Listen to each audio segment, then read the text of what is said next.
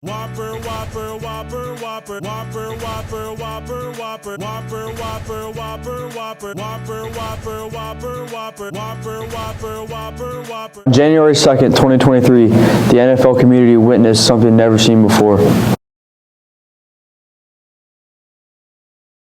It's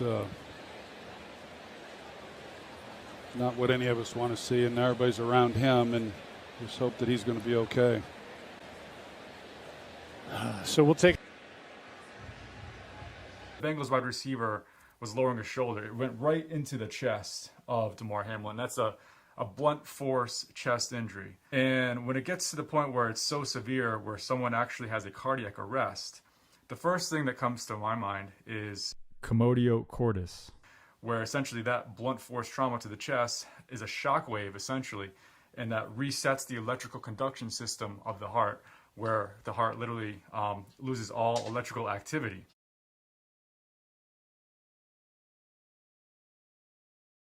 While nothing is as serious as Damar Hamlin's injury was, we've had some people at Indian Lake go through or witness some serious injuries.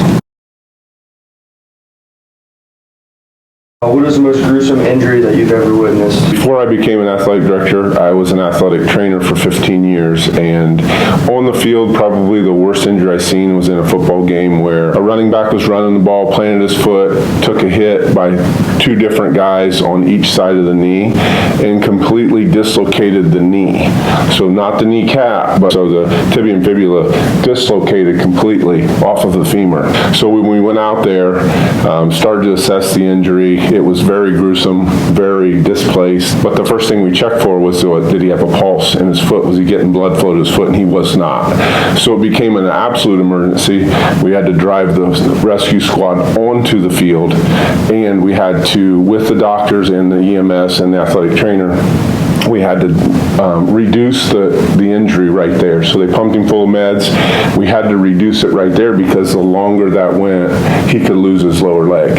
And that injury was actually used in the National Athletic Trainers Association as a case study on the treatment of that type of injury on the field. As you know, back in August, you had one of the most gruesome injuries I think anybody's ever witnessed, so let's talk about that for a little bit. One evening, August 8th, 2022, two-a-days, the sixth one of it, I remember it vividly.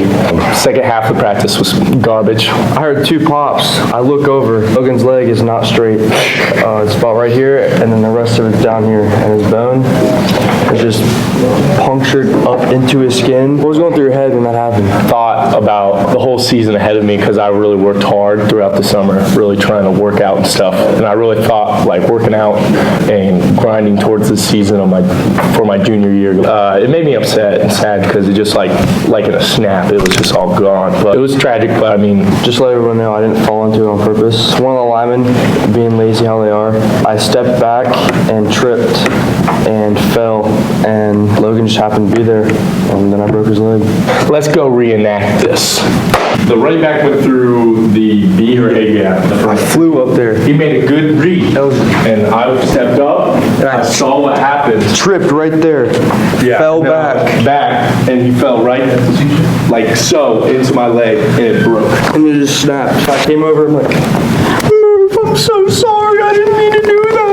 After my junior year in college, we had a summer team, played in Dayton. We had a pitcher that graduated this year, and I helped run the college team. We were running out of pitching for that summer, so I asked him if he would like to come back and pitch a game.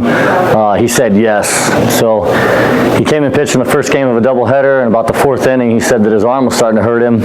I said, well, we can get you out, find someone else. He said, well, I want to finish this inning. So he went back out for that inning. Arm was giving him a little bit of problems. So I'm standing at shortstop and I'm watching him pitch, and as he threw a pitch to the plate, I heard this loud, almost like a car backfire or a shotgun blast, and the ball came out of the pitcher's hand and ended up in the opposing team's dugout. I look over at our pitcher and he's flopping on the ground in excruciating pain, so I ran to the mound. His arm was in bad shape. Came back that he had fractured his humerus, which is the top bone in his arm. We all know that the McDonald's in Russell's Point was torn down for a little bit, and once it was rebuilt, I got a chance to speak with one of the managers about the new building and some of the new improvements, like in the kitchen and in the lobby and the new building itself. Here's what she had to say.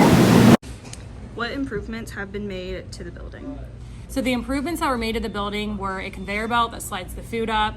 We'll have 2 shake machines in the summer, the kiosks, obviously the new building, but also on top of that, we have 2 drink machines that automatically make your drinks, especially for curbside and delivery.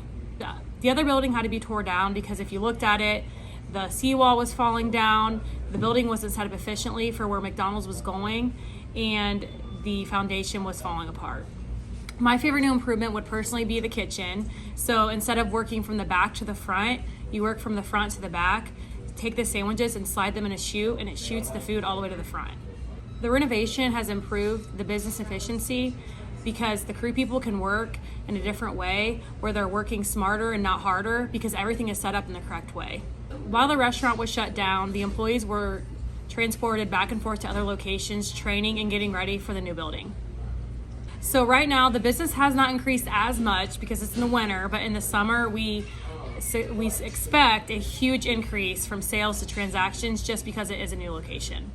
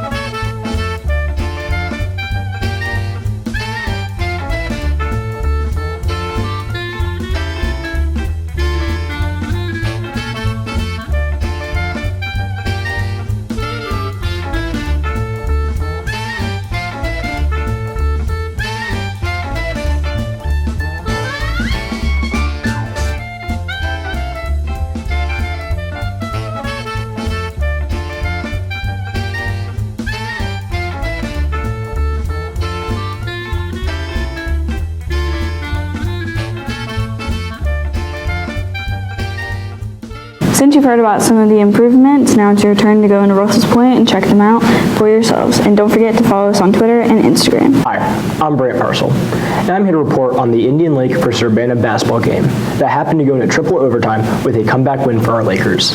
There was a very unpleased Urbana fan that decided to take out her rage on Reese Martin of our student section. So, I asked some players, Reese Martin, and some fans from the student section to see what really happened. Let's go take a look at that. It was great. We played really well. Down the stretch, we executed really well, did what we had to do, and won a close game. It's absolutely crazy. It went good. Obviously, we won, so it was one of the most exciting games I think I've ever played in. Being on the court with the win than being in the stands winning in triple overtime? I would say like the biggest thing was like after we won, like we just got the court got stormed and like we were in like a big mosh pit, so that was different. But other than that, I mean, I think you could pretty much watch it from the stands and be pretty relatable. Yeah, I mean, everyone's nervous in the stands, but at the end of the day, it's what we do out in the court. So, I mean, everyone's running on adrenaline high, just doing what we have to win. We went to talk to students after the game, and they were all giving us high fives, and Coach O came over and was like, go get in the locker room. So that's all I heard, and then afterwards I went back and watched the film and saw that she was chasing Reese Martin.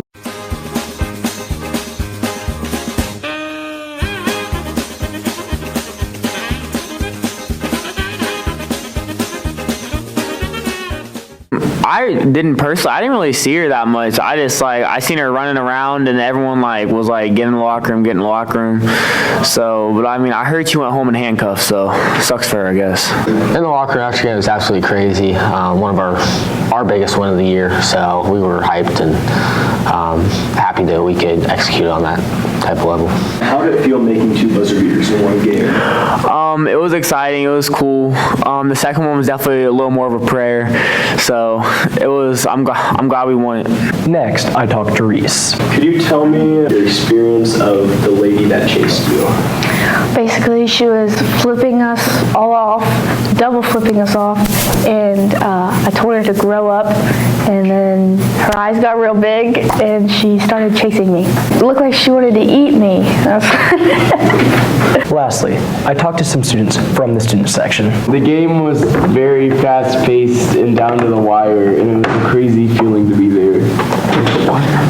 What was the atmosphere like there? Constant yelling, constant. It was wild. Yelling. Everyone was like jumping up to the next bleacher, almost knocking everyone down. Every time somebody made a footstep, somebody was yelling. Yeah. It was cool to see everybody engaged. All I saw was her shove Evan out of the way and restart running. Our student section stormed the court in a big celebration in the fact of a big comeback win in triple overtime, and the fact that the Urbana fan was taken out of the building by the police. Junior, double, triple, Whopper, Impossible or Bacon Whopper. I rule this day.